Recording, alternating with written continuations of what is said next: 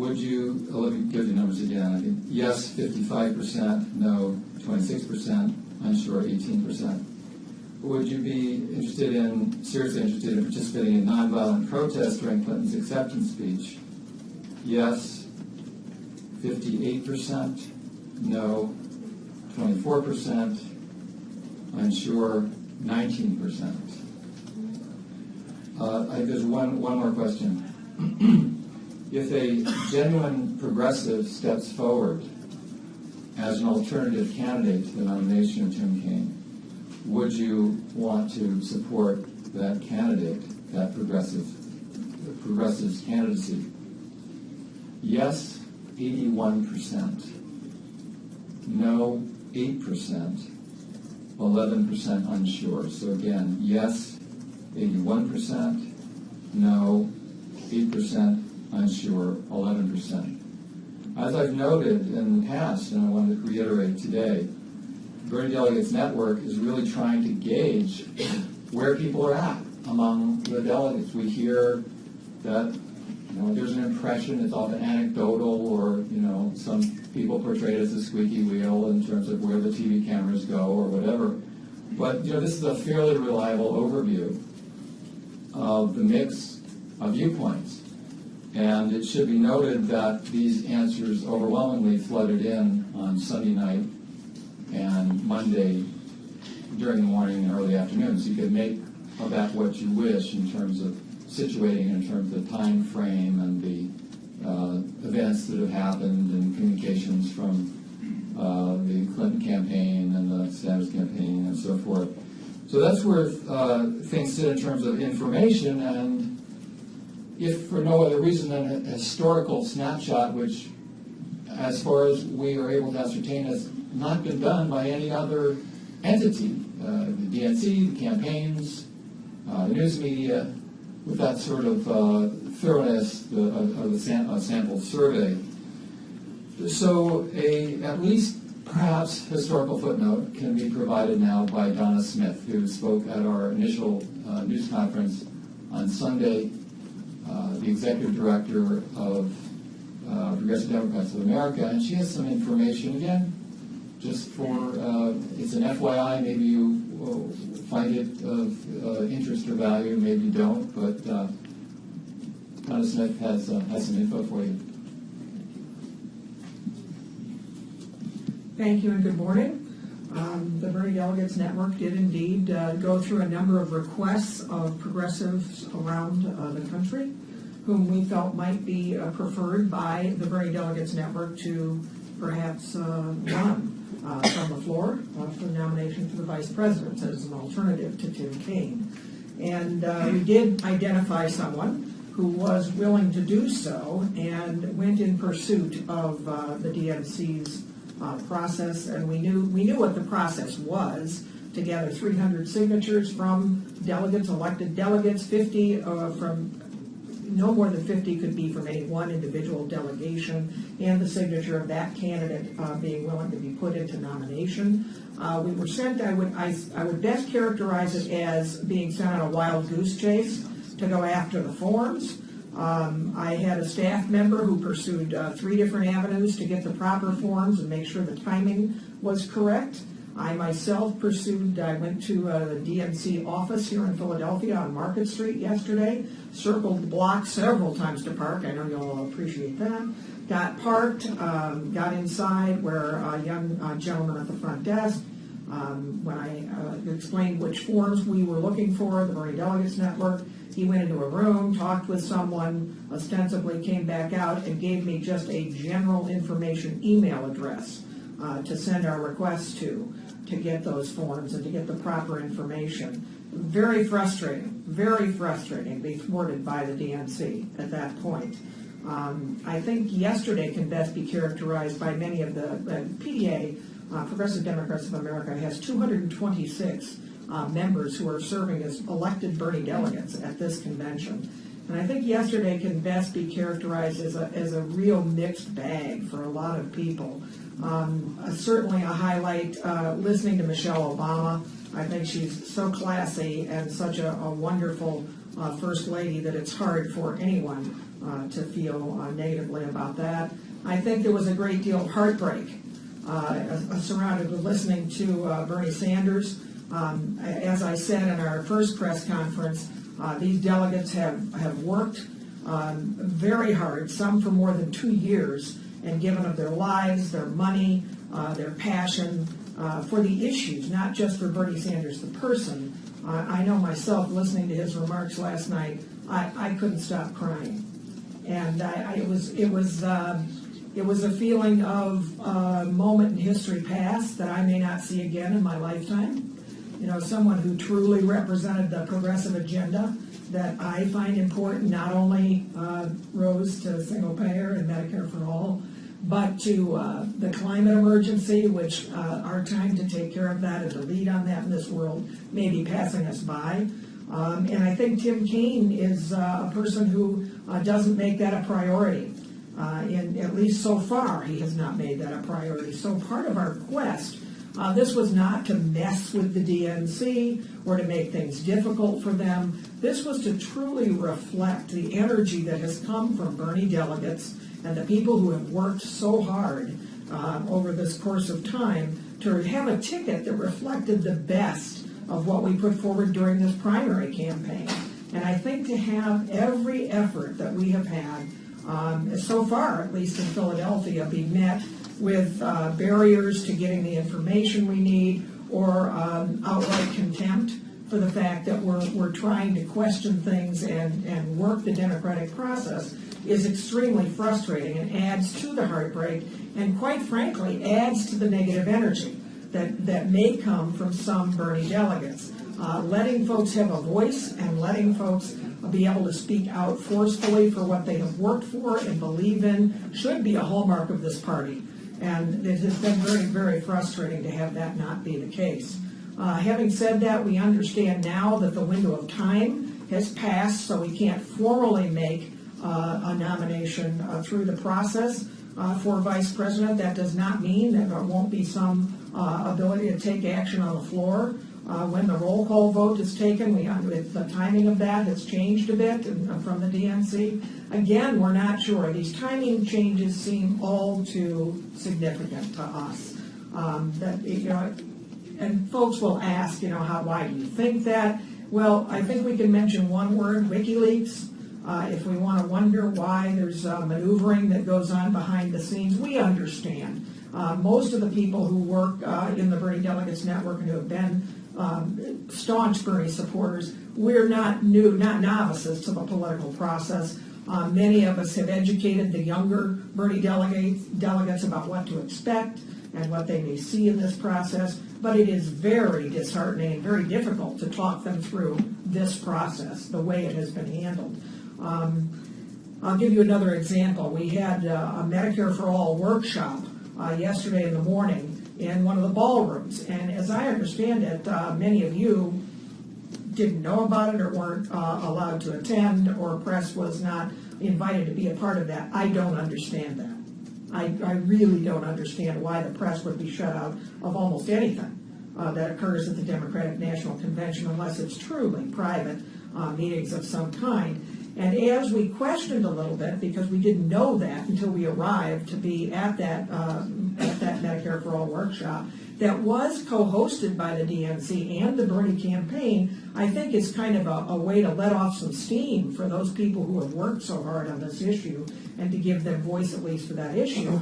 As we started to question why people would be held at security, why they couldn't get up through security and get to the room, why the room wasn't well marked, why is it nearly a quarter of a mile walk for some people who are elderly or have disabilities, we saw a ring of police officers start circling the room. We had a quarter of that room filled with registered nurses who make their lives healing people. They were not going to hurt anyone. They weren't going to disrupt. They weren't going to cause any kind of a problem. And setting in motion that kind of dynamic, if there is a desire to truly keep peace at the convention and make it be a debate about democracy, I think that's ill-advised. I wish the DNC would rethink that. I said on Sunday that I find it shameful, some of the things that the disabled and elderly have had to go through to be fully participatory in this convention. And I wish they would do better with that. In terms of the vice presidential pick, we'll see more as we go along. In just a few moments when we go into Q&A, I want to note that there's a tremendous amount of talk in the media and certainly from the political campaigns of the DNC about the question of unity. Unity seems to be the very key words of the week at this point.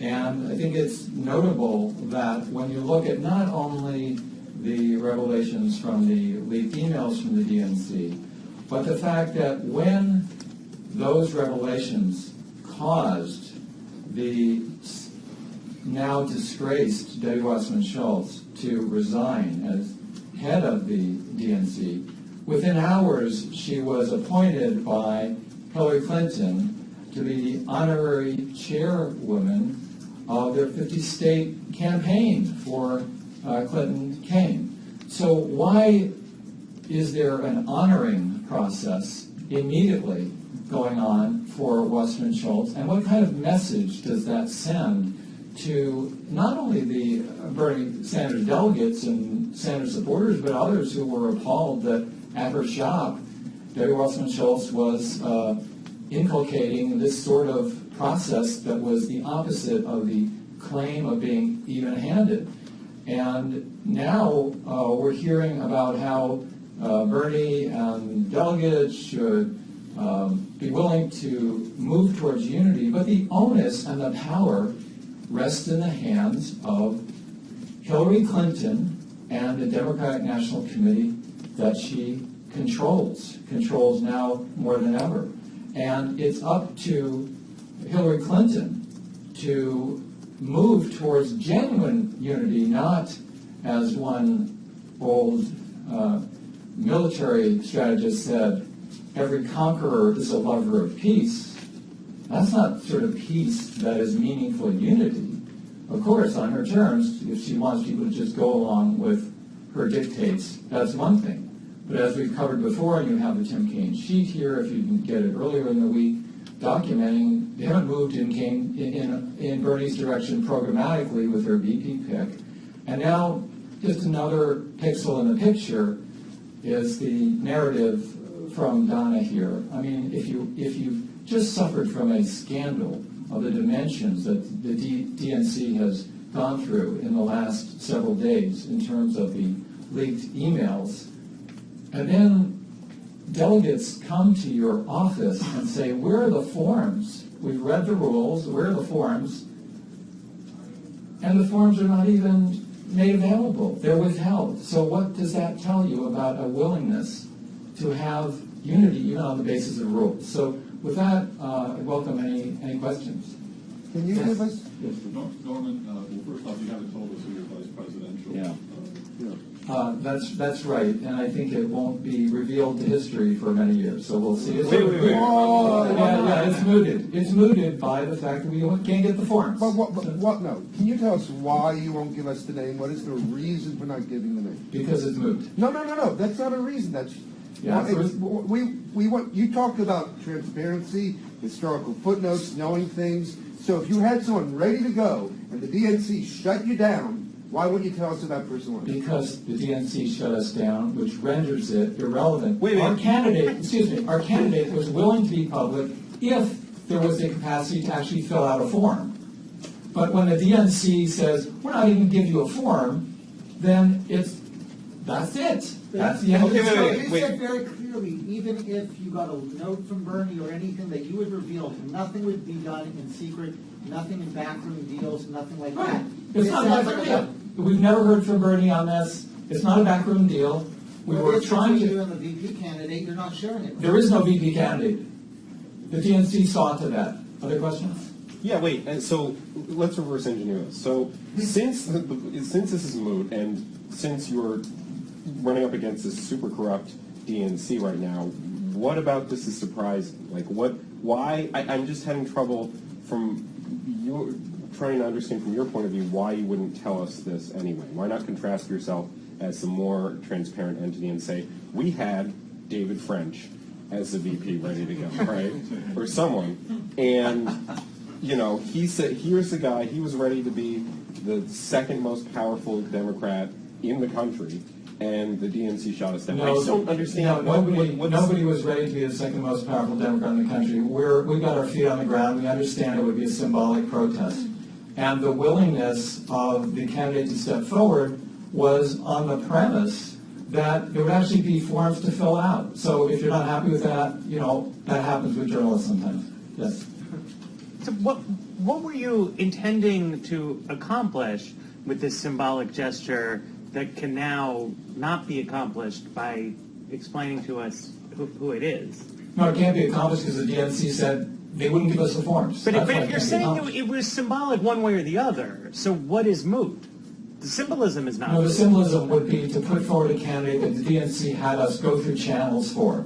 And as for why we're doing But it... so if you told us, right, so we could ask people about that person and write stories, and there would be you're something symbolic. You're missing our point. I am, yes. Yeah, you are. And let me put it this way. If I get permission from that individual who agreed with us to go public, if there could be the process fulfilled, then surely tomorrow I'll give you the name. But the DNC has blocked that. So the reason you're not telling us is that the person doesn't want to be public?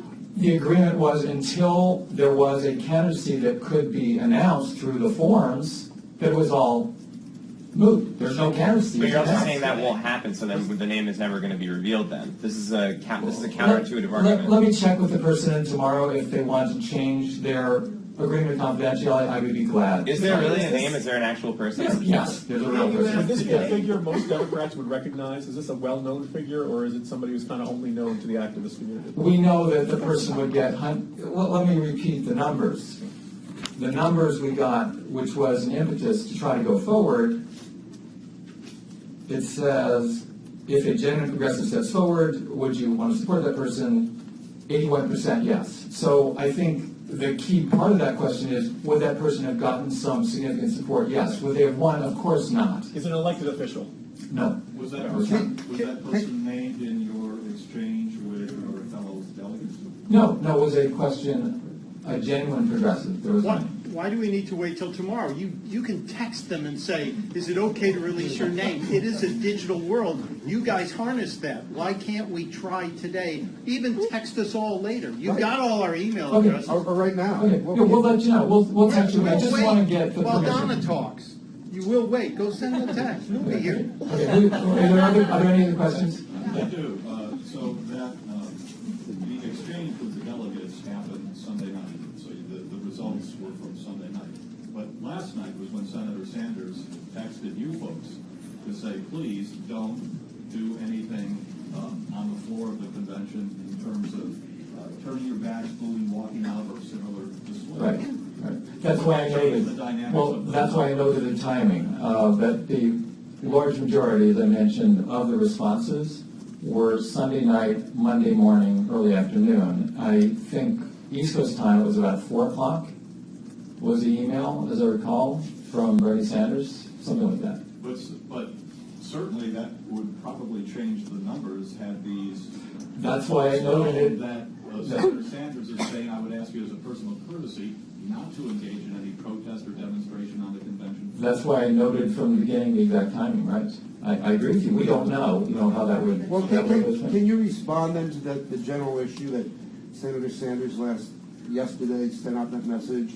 And I heard that the campaign itself was doing some informal whipping, asking delegates not to boo, not to protest.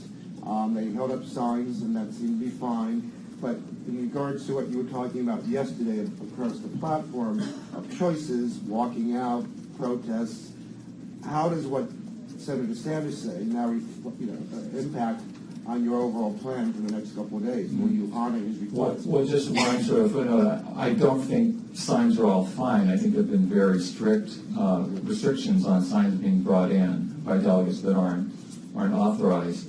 And I don't know how it will affect things. Again, we're not giving direction or directives. We're surveying. So, and it goes against the question of timing. I mean, I saw the email, other delegates saw the email when you did. Yeah. And I don't know. I don't know. So And Donna, or did other people want to respond? Or did you want to? I mean, because Well, Let him get to. I have a quick question about the survey responses. Yesterday you talked about surveys that got about 1,000 responses, I think, even more. No. Correct me if I'm wrong. What was it? Yeah, you're wrong. We've always had response rates about 250 to 300 people in the sample survey. Yeah, and as I said, we don't think there's a big shift because we see it coming in from around the country, 50, 100, 150, 200. The percentages barely have changed them. I just wanted to say that what I have seen is that, Senator Sanders has talked for quite some time about starting this political revolution and this idea of political revolution. We have it on the Bernie delegate banner. We see he talks about the political revolution continuing. I believe there really indeed has been a revolution started, a political revolution. And that is not something that you turn around at one convention. That is not something that you squelch at one convention. We can all talk about hashtags and field to burn and, not me, us, and all those things that meant so much to Bernie delegates along the way. But the reality is there is change afoot in this country. Like it or not, change is afoot. And I think the Bernie delegates are reflecting that change is afoot. And I think it's a good thing. I think it's a positive thing. And I think it will unfold over time. I think right at the moment everybody's concentrating on the convention because they want to know, if Hillary Clinton's going to be disrupted during her speech, or if Senator Kaine is going to be disrupted during his speech. Will there be a vote by acclamation for the BV, or what may happen? When in reality, I think what Sanders delegates are trying to reflect right now is the work goes on. It has not stopped. The issues have not now been suddenly molded into the Democratic Party platform as a part of some unity agreement.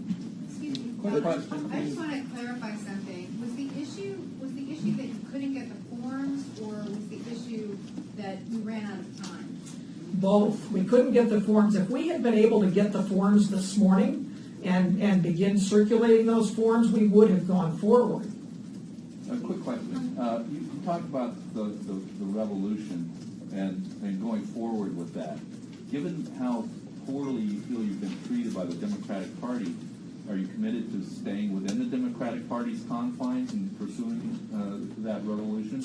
Or do you think you might find another vehicle for yourself? Progressive Democrats of America, we have always felt that we are the insurgency in the Democratic Party. We are not official members of the Democratic Party, but we have sought since 2004 to reform this party. We still believe that we can do that. There may come a time when we feel that's not the case. I think I've heard it said well this week that we're in the room, and we had an active platform fight in Orlando. The platform is better than it might have been without Senator Sanders. I think he outlaid last night a beautiful list of things that have been changed as a result. None of those things, and I can stress that over and over again, none of those things would have been changed without a Sanders campaign. They just would not have. There would have been a rubber-stamped platform that would have been the agenda that Hillary Clinton felt was right going forward, probably would have been a lot more corporate than what we would really like, a lot less progressive than what we would really like. And Senator Sanders has done a masterful job of running a campaign that helped address some of the real deep concerns that this country needs to address going forward. So I think there's so much work to be done, and progressive Democrats will stay in this fight for now. Can I speak for all of the Bernie delegate network? Of course not. There's a significant number of delegates who feel that I think the Democratic Party is broken, and it's hard to disagree with them that it's broken. It's at least not responsive to its base. These are 45% of their elected delegates, and I think it's very troubling. The behavior is troubling. I did hear Donna Brazile last night. Her comments after Senator Sanders' speech, I actually thought were very good. But this is the first we're starting to kind of hear an acknowledgement of the really significant work that Senator Sanders has done. So the work continues. The revolution continues. Do you accept Senator Sanders' theme last night that really for the revolution to continue, at least immediately, an important task is electing Hillary Clinton? I accept that electing Hillary Clinton is better than electing Donald Trump. I accept that. I see so much bigotry, sexism. It's very difficult to think that this country will be in a better condition if we elect Donald Trump. But that's my opinion. There are many Bernie delegates who are angry, and we'd have to ask them again, and perhaps we will ask the Bernie Delegate Network when we get through this a little, maybe one more day, and ask them, how are you, has this changed your position significantly since you arrived here? I think you've heard so many speak about the financial outlay that they have put forward to try and be here and be fully participatory, and they're not here as props. They are not props.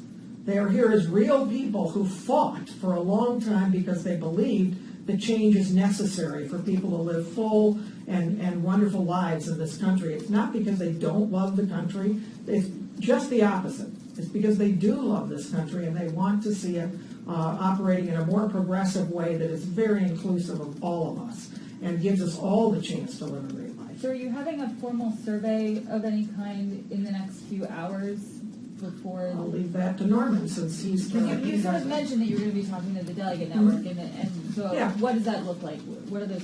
How formal are those conversations?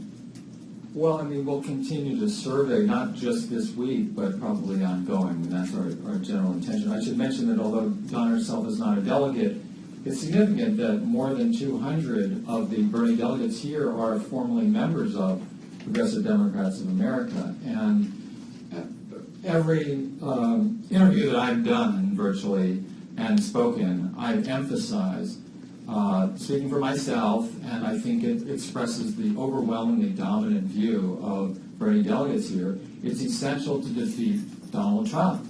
And I think that should be a given. And it should be emphasized on and on.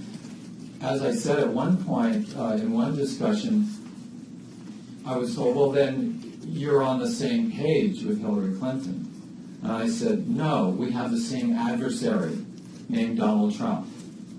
There is no doubt we have the same adversary who we want to defeat, but we're not on the same page on important issues of corporate power and militarism. Okay, wait, just two questions on the survey. Number one, so you said there's 215 respondents who, said they want to protest Tim Kaine, or whatever. 318 participated in the survey. Respondents, great. But the number who wanted to protest, is it possible, you're in touch with most of the delegates, is it possible that those are the entirety of the Bernie delegates who want to protest Tim Kaine? I suppose it's possible, but the theory of the sample survey, even if it is a voluntary response. But it's voluntary, right? Oh, you can read into it, but when you have such overwhelming numbers, all I'm doing is telling you it's not a representative sample, though, correct? That's up to you. If you think 318 people who responded are vastly distorting the total sentiment, then you might be right. We sent to 1,200, and people are very busy and they don't always open every email, and we send them once only with Uniquely. So I'm not trying to tell you what conclusions to draw. I'm just giving you raw data, but I think it's really sad that this is the best data that exists, unless you know of something else. Just the other question, so just to clarify, will you do a survey? It seems like in response, it would be a natural question to ask delegates, does what Bernie said yesterday change your opinion? Will you survey them? Your opinion of what? Of whether they should protest. Bernie's telling them. We're on the verge of tonight and tomorrow night, and I know that it's been a media fascination. What are they going to do? What are they going to do? I don't know. So I think we're going to find out tonight and tomorrow night. That's all. That's all I can say. I think it's a survey at this point, really not serving any purpose to that. I think it would be an important survey. Do you plan to come out of here and are you in a swing state? Do you plan to come out of here and support Hillary Clinton? But most profoundly, that will be answered in the country. Okay, so just a question.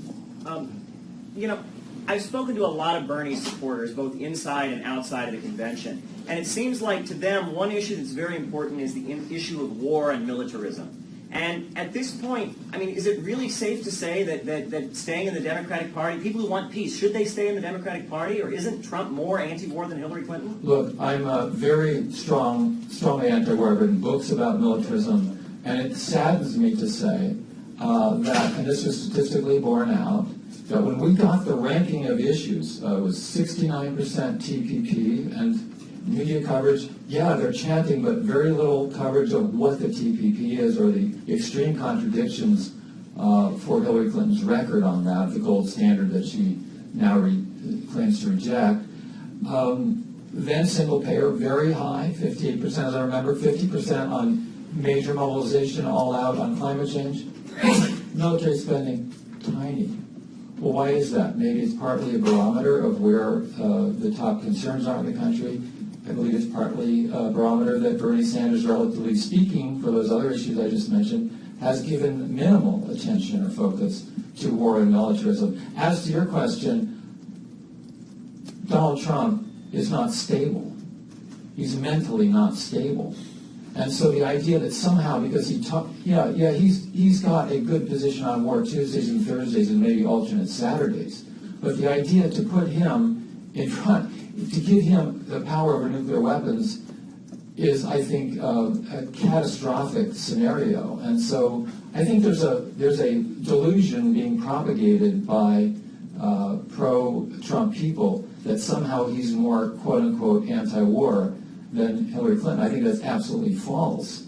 And that said, that at the same time, Hillary Clinton, as Robert Kagan has said, is a neocon. You can find the quote, I found it. So he says her followers will not call her neocon, but she essentially is. And Robert Perry has documented that. People who are very concerned about world peace. I mean, do you expect them to vote for Hillary Clinton, a candidate who destroyed Libya? I mean, Libya was the most prosperous country on the African continent. It's now been reduced to ruin. I mean, Well, do you expect more people to vote for her? I guess it's a question.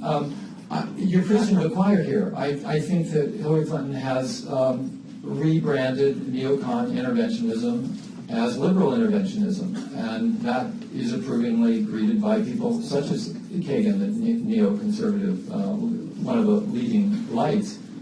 That doesn't change the fact that it would be catastrophic for the world, including in terms of military instability and potential destruction, if Donald Trump is elected president. I just think that's, to me, it's incontrovertible. Now, other people, I'm speaking for myself, and other people have other perspectives. Yes, are there any other questions? Yeah. I just wanted to ask, so you said you're going to continue serving Bernie delegates, but why was there, can you just explain why after Bernie sent his message out yesterday, that didn't prompt you to then check in with the delegates? Like, what was the thinking on your part to not survey? Okay, we're Tuesday morning. We sent the survey out on Sunday night. I got word about it, I think 4 o'clock or so on yesterday. I was in my seat at the convention. Now, you might have a feeling that we have this huge squad and infrastructure, Bernie Delegates Network, where we have part of a shoestring. So we wish we could have done a hell of a lot of other things. So this is the day we have. Sending out a doodle poll to your email list with one question that says, do you feel differently? Do you have some volunteers who will beef up our staff? It would take me about 15 seconds to do it on an internet poll. Have you ever been an activist and worked on a shoestring? Why is it hard to do a Google poll? Why is it hard? I didn't say it was hard. I don't know if you've been an activist, but I don't know about you, but when I'm at the convention center, and because you think it'd be a good idea to go out and do a doodle poll about what Bernie email just sent, hey, we've got some openings for volunteers, but we don't have infrastructure like that. And do you want to give me your list and I'll put it together? I think we're getting a little silly here. Yeah, next. You just said you didn't have enough staff. So you know of no concerted effort to nominate an alternative vice president, or have any sort of organized protest on the floor at this point? You know of no organized effort that you're aware of? Well, organized is a ambiguous term. There's been discourse for weeks, about what to do, and I don't know what's going to happen. I just don't know what's going to happen. But that's what I can say. Can I? Sure. I mean, you're a delegate yourself, right? And you talk to other delegates. In that role, not speaking on behalf of others, officially, I'd like to know what your reaction is to Bernie's speech last night and to the email and text he has sent out to his delegation requesting that they not engage in protests that would disrupt the convention out of sign of respect. What do you think of that? Yeah, well, the first part of your question, I think that Bernie's speech last night was fabulous. I think that he really sketched out a very deep portrayal of politics as the art of the imperative, which really redefines pragmatism. You know, C. Wright Mills talked about crackpot realism. I saw a sign at the rally of 25,000 people for Bernie at the beginning of June in downtown Oakland, and one hand-lettered sign said, "I refuse to accept a dystopian future."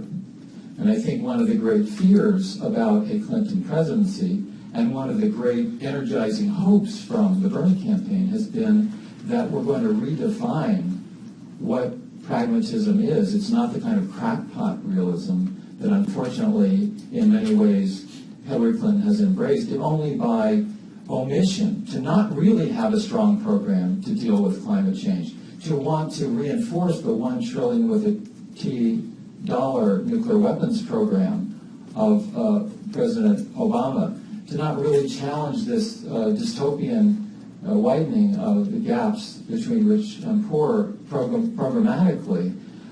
So I think it was a beautiful speech, and I think it said to us that we have to keep on, that there is a mix of, if you will, idealism and pragmatism, and I would analyze it to say he's saying that there's a shift now, that this convention and his speech marks a shift in the mix of pragmatism and idealism in this election cycle. So that would be my take. In terms of his email, I thought it was totally his prerogative. I really respect what he sent, and I think it's up to each delegate to weigh that and see if it would affect their decision. I do want to note one other thing. You know, one of my heroes in terms of being a historian and activist is Howard Zinn.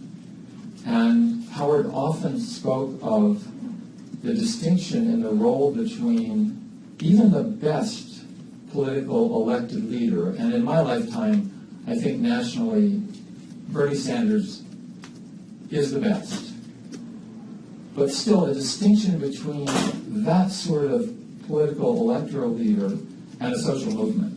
And I think history bears that out. You know, whether it's the civil rights movement or the gay rights movement, or any ones that we celebrate today, the push came from the bottom, and Bernie's been very explicit about that. I think that's sort of a slight irony of his note, because Bernie's been very emphatic about change comes from the grassroots, comes from the bottom. You know, so I would put it another way. You know, Bernie has achieved so much with this campaign. Everybody involved has achieved so much, and so to speak, his latitude has contracted. You know, necessarily, predictably, and so one might see it as a sort of a box, but he's making the best now of the box he's in. And in a sense, all of us who are delegates, Bernie delegates, we're in a box, but a somewhat bigger box, because we're not candidates, and we have maybe an augmenting role for being part of social movements. I'm interested in Elizabeth Warren. There was a sense in the past that she was one of the good ones. A lot of people had very positive impressions of her last night. She was heckled, people saying, trusted you. What's the attitude among delegates towards Senator Warren? Well, you're talking about the heckling of Elizabeth Warren. I personally was unhappy with the heckling of Elizabeth Warren, but again, heckling, you know, it's a very charged term. You've got 1,900 delegates. Was it 5 people? Was it 15 people? Was it on the outside 25? So then it can get very distorted in that way. Let's note, you know, that, and it sort of goes to the previous comment I was just making about the different role between political leaders and those who are movement-oriented, because, you know, movement-oriented people have the luxury but also the strength of being really super honest. And when you're up there at speaking at a national convention, you don't have, or at least you don't give yourself that luxury because of the tactics, the strategy, the struggle in terms of the specific election coming up. And so Elizabeth Warren, and you can find it on YouTube, appeared, when she wrote a book, appeared with Bill Moyers on his PBS show. And she documented how she met with Hillary Clinton, who was then the First Lady, about a bill that was essentially destructive for economic justice, having to do with regulation of Wall Street and banks and so forth. And Hillary Clinton, according to the book and the interview, told Elizabeth Warren it was a terrible kind of bill, and she went back to the White House and apparently, if I remember correctly, helped persuade the president not to support that bill. And then she got into the Senate and she voted for essentially the same legislation. So, Elizabeth Warren, I mean, she was, shall we say, perhaps a little bit excessively inclined to praise Hillary Clinton as a paragon of economic justice. Other questions? One more question. I'm wondering, so you said in this election, you're not going to back a third-party candidate, for example. Trump you said is so odious that there needs to be a consensus that he needs to be defeated. I'm wondering in next elections, would you urge voters to begin thinking about supporting third-party candidates? About supporting third-party candidates. I mean, I'm just speaking for myself, so you're asking me personally or politically. I do not personally support Green Party presidential candidates. Why not? Because it's a blind alley, it's a dead end, it doesn't help grow social movements, it's an expenditure of time, energy, diversion, and in swing states, possibly negative, whereas Green Party efforts should be locally focused and have borne some fruit. I'll give you an example. Richmond, California. These are nonpartisan races on the ballot, but the Green Party leaders have been in the forefront. They've done fabulous work, successfully electing mayors, city council members. Gail McLaughlin, a former mayor, turned out on the city council, challenging Chevron, which is engaged in humongous environmental racism. Well, that kind of energy is a positive use of, if you will, green third-party efforts. But the national campaigns, in my opinion, just speaking for myself, I don't understand the rationale for Jill Stein as a presidential candidate campaigning in swing states. I personally find that abhorrent. A question on the VP thing. I understand your point that you're not going to put forward a name, but do you plan to have a protest on the floor? And I'm not making plans. I'm mirroring what plans are in existence, and I just don't know what's in store. I really don't. And it goes to that earlier question, does the memo from Bernie affect maybe how these stats would point us? Right, but unlike the idea to put forward a candidate, you guys aren't actually planning to protest. That's not your plan. I'm not. Norman, there's some reporting right now. Do you want to do that? Did you want to take it, and then I'll go to you. I guess I was just asked to make kind of a final comment. So on behalf of the nurses, there are about 75 nurses from around the country that were elected as Bernie delegates, and we will probably cast our vote for him tonight. The nurses will then, at the end of the week, decide, sometime over the next month or two, what the next steps are for the nurses. But in regards to whether or not there will be another, an endorsement or whatever. But I think at the end of the day, this has really been so much more about a movement. It's about transformational politics, not transactional politics. It's about making a difference in people's lives. And from our perspective, without a doubt, we will continue that kind of work, regardless of who's in the White House, even if, God forbid, it's Donald Trump. And that's going to be about building the movement outside, as FDR said, to make them do it. I just wanted to add in regards to the possibility of planned protests. I am one of 2 whips for the New Mexico Bernie delegation, and as such, I was one of the first people to receive that request from Bernie at about 3 p.m. yesterday. In my capacity as whip, I chose not to pass that information along to my fellow New Mexico Bernie delegates and to allow them to protest, to speak their minds as they saw fit. I am not aware of any particular organized plans. I know there's a lot of chatter. I'm sure you folks are aware of a lot of that as well. But I am looking the other way and allowing people to express themselves. And You had a question. Okay, there's some original reporting right now saying that they may ask Bernie Sanders to put Hillary Clinton's name in nomination tonight. Who's they are asking Bernie Sanders to put? It says. What's the source of this? NBC is reporting Is reporting precise. Oh, both people are reporting that Bernie Sanders is being asked, which is passive voice, or is he actually announcing or committing to put Hillary Clinton's name in nomination? Do we know? It's not finalized. Well, let's put the question this way. How would you feel if he did that? Well, it would affect me to know whether that changes the long-announced plan to have a full roll call vote. It's not.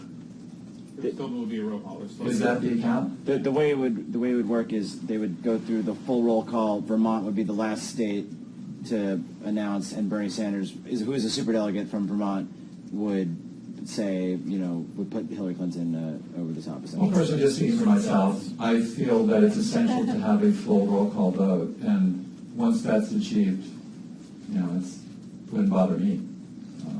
Can you say why you think it's essential to have a roll call? It's a principle.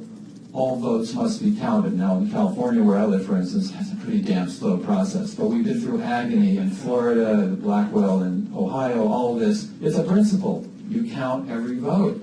And for us to come all this way and represent, if you will, a lot of voters, and then it would just be, I think it would be a real negative, sour note if at the 11.5 hour, our roll call that we've been told, including by Bernie all along, will take fully place, suddenly didn't happen. But this, to me, is hypothetical, and I certainly hope it remains that way. I submitted my roll call vote on paper yesterday as part of that process, and I want it to be counted on behalf of the 55,000 people in my congressional district who voted for Bernie.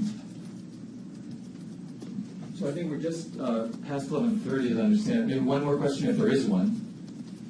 Okay, yes. Yeah, kind of going back to the reaction to Elizabeth Warren and to some of the other people who were surrogates for Bernie on the campaign trail, and in the context of this email that Bernie sent out asking people not to boo and protest and warning that it might damage the progressive movement's credibility going forward.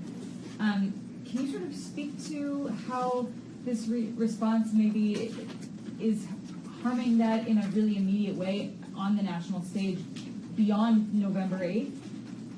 By the response, you mean the response from Bernie delegates? Because I could just tell you from my, the Twitter feed and the way that people were like, that's really petulant. Bernie asked these people to show a little bit of respect, maybe not boo the person giving the opening prayer. And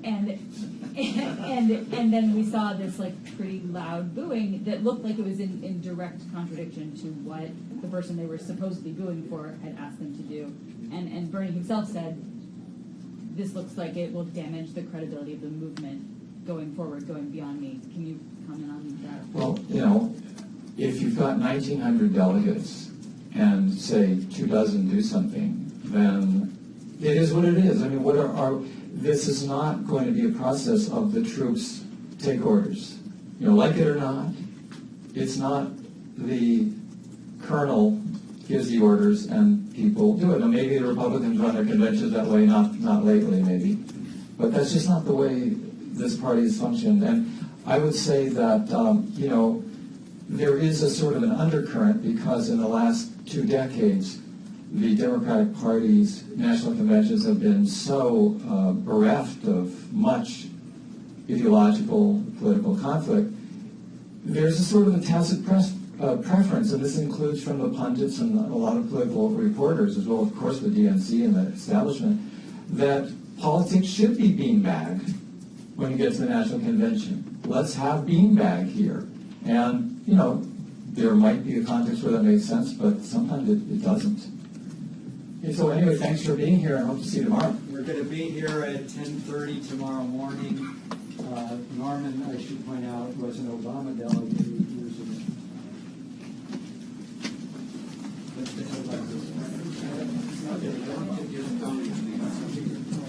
Sorry,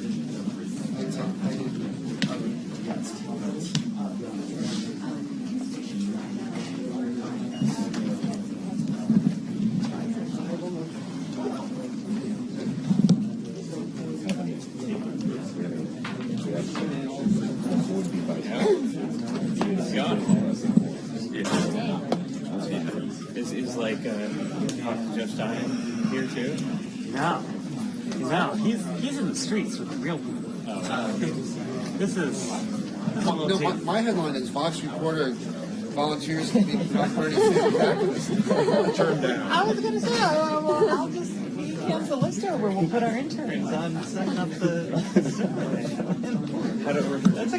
That would be a good story. The best 2 minutes of game is how long a doodle was. It's under your seat. It's not mine. That's mine. Yeah, well, that was fun. I've been to. I genuinely. What do you think the VP is? Yeah. Actually, that's probably a pretty good bet. No, I don't think you do it. You got to get thrown with the green flag. Yeah. Martin O'Malley. That would be the best.